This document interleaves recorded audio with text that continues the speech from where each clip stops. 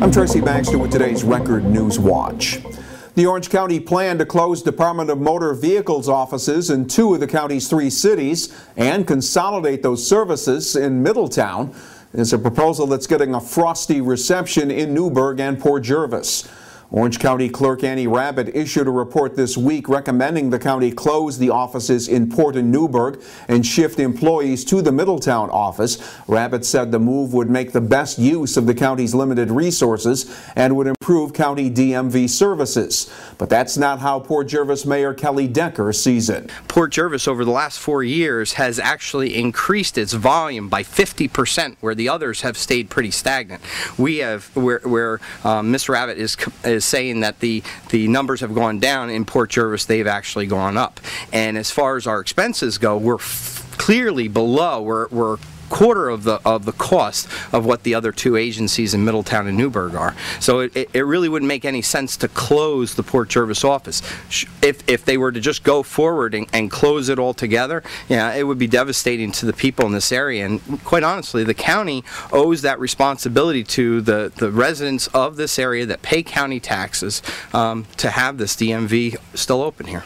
Rabbitt's report cited problems with understaffing and enforcement duties that workers must now perform that she says have increased wait times, frustrated customers, and put the DMV offices in what she called crisis mode. All that wasn't about to sway the opinion of people like Port Jervis resident Damian Rivera. It's going to be a big inconvenience for people in Port Jervis. It's convenient, it's usually not packed, and you're in and out. I think that it's a bad move. People have to go to Monticello or Middletown. Yeah. And I think it's going to cause a lot of traffic in Middletown. So, I mean, I come from Rockland County where they only have 1 DMV in Haverstraw, and it's always crowded. So I think it's just a bad move.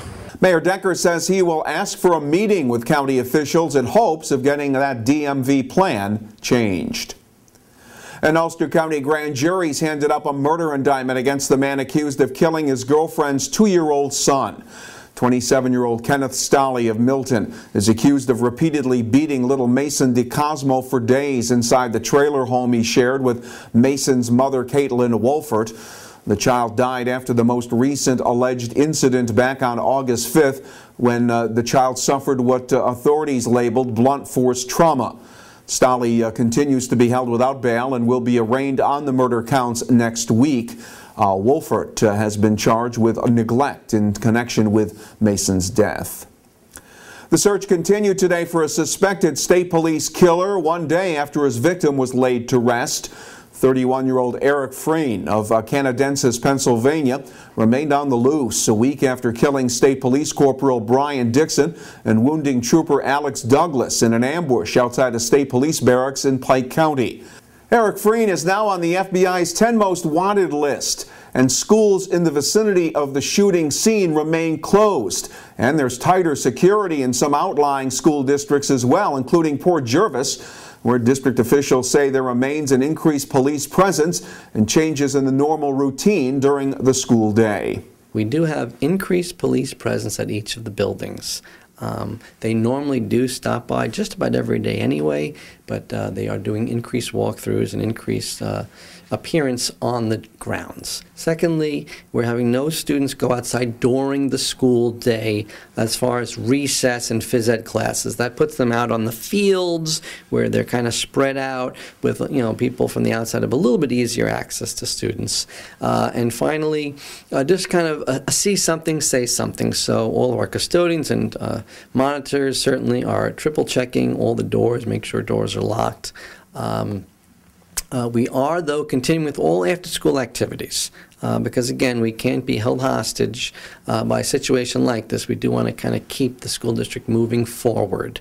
Bon Jovi says the tighter restrictions will remain in effect at Port Jervis schools until further notice. In the meantime, the reward for information leading to the capture of Eric Matthew Frein has ballooned to $175,000, $75,000 from Pennsylvania Crime Stoppers and another $100,000 from the FBI. Hudson Valley Congressman Sean Patrick Maloney was at the Greater Hudson Valley Family Health Center in Newburgh earlier today, where he was pushing new legislation designed to combat abuse of prescription drugs. The legislation would increase access to Narcan, the life-saving drug that is given to heroin overdose patients. The legislation, if it's passed, would also increase the number of drug take-back programs and provide additional training for interventions and patient screenings. State Senator Bill Larkin joined Maloney following the press briefing to take part in an overdose prevention training seminar that was held for the public at the health center.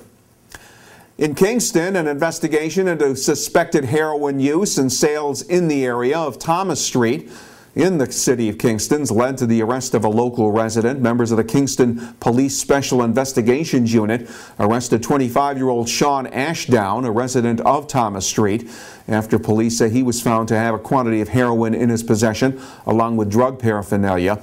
Ashdown was awaiting arraignment on the felony charge of criminal possession of a controlled substance. And state police say Stefan Griffin was attempting to pick up an Apple MacBook computer at the Best Buy store in the town of Wallkill Wednesday.